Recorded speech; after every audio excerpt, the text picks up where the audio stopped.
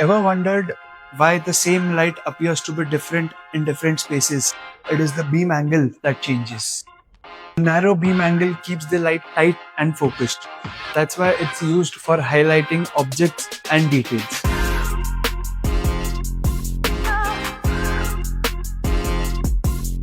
A medium beam angle between 36 and 40 degrees spreads the light evenly.